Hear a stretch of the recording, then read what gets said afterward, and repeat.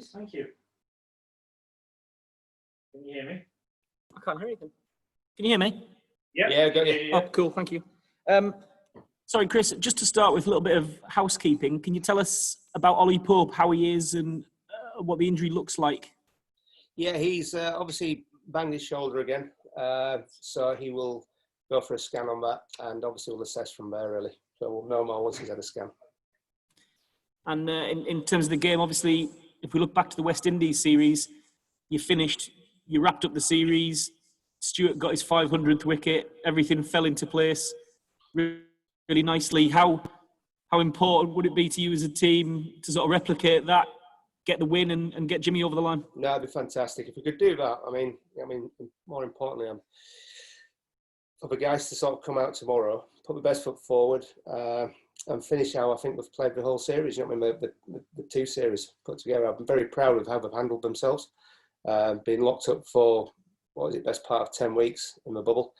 And I think their attitude, their effort during that time has been absolutely fantastic. So, you know what I mean, for us to come out and finish strong tomorrow, and obviously to see Jimmy get his 600 test wicket would be fantastic. As coach, would you take the win and Jimmy finishing with one for? To be honest, I want to win the game tomorrow. That'd be the first and foremost. I mean, weather permitting, let's go out there and let's give it a good go. Okay, Tim Wigmore, please. Hi, Chris. There's always talk of sort of England's ability to take wickets when it's a bit flatter, the conditions are a bit flatter and so on. I wondered how you thought England went about their task today. Yeah, I thought we were good. We stuck to the plans. The discipline was there. We asked good questions with the ball, and it is. I mean, it'd be good practices for when we get on wickets like this abroad. So we'll keep working hard. How do we get the ball to get off straight? But it also sort of shows you that the importance of that new ball.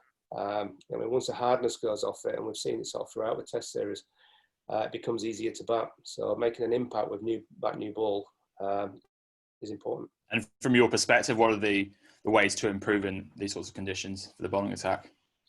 Well, just disciplines again, line and length, stick to his plans. We went through various plans. We used the bouncers. We tried to get it reversing towards the end there, and we got a little bit of tail on there. But again, it's just, sticking to the plans, believing in what we're trying to do. And it was great to see sort of Bessie get a good bowl as well. Okay, John Etheridge, Dean Wilson.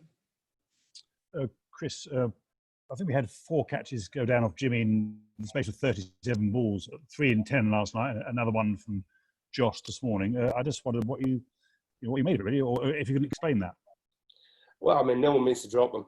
Last night was gloomy. There's no doubt about it. It was very gloomy out there.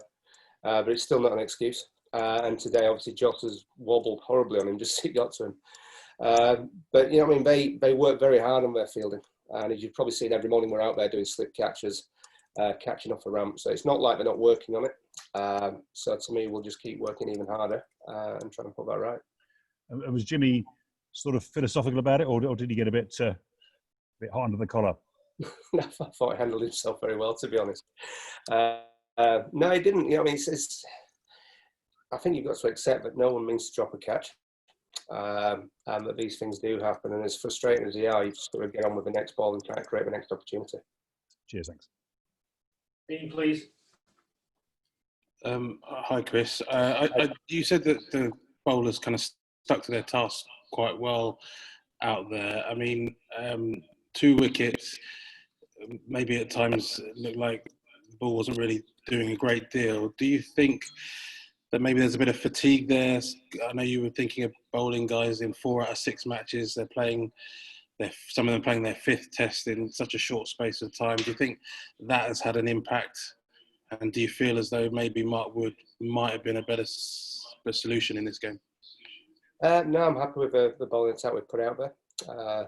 I think the last Test match was a bit of they didn't bowl a lot in the last Test match, did they?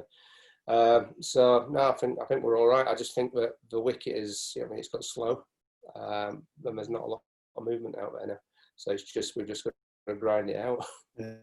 And I just also wanted your thoughts on Jimmy. He kind of straddles your career and this era, you know, he would have been on that Australia tour with you back in 2002-3. Can you kind of believe where he's at now, and having seen him as a teammate and now as his coach, just how far he's come and how he's still going? Well, he's an inspiration, isn't he? I mean, 600 Test wickets. I mean, wow. You know, I mean, it's to have two of them in there as well. I mean, above 500 and in closing on that 600. To me, it's just it's an amazing effort. You know what I mean? And he's worked so hard to do it as well. You know what I mean? And he's brilliant around the place.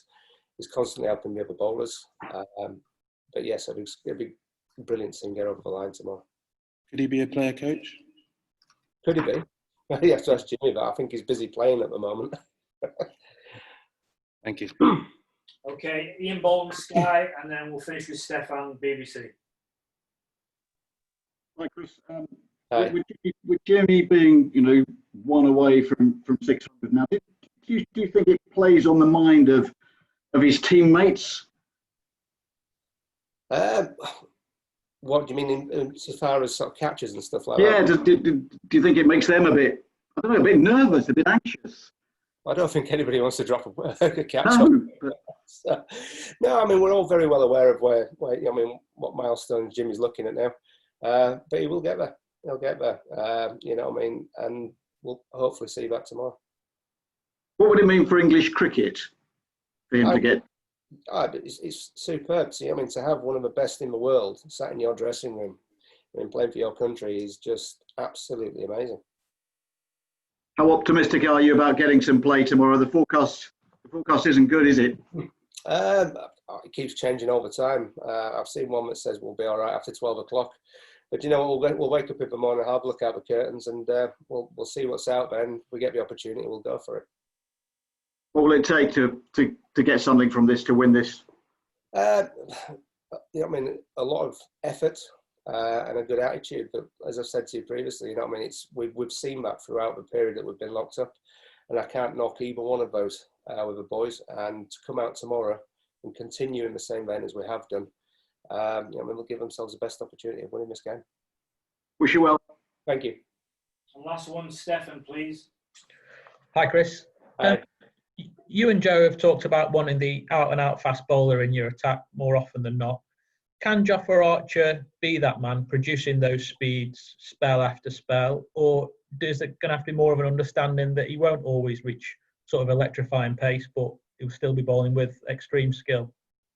Well, I think we've seen pace from him this time. You know, I mean, we made it very clear, sort of in the interviews leading up to this Test match, that we'd sat down with Jofra and sort of talked through his role in the team. And I think we've seen him do what we've asked him to do this time. I mean, we've seen him hit 90 mile an hour. We've seen him bowl with good skill as well. So, I mean, from my point of view, I've been very pleased with how Jofra has conducted himself, really. You know, I mean, we all know there's a world-class bowler there. And although, I mean, he hasn't got the wickets he'd want this Test match, you know, I mean, it's not through lack of trying. Thank you. Okay, thank you.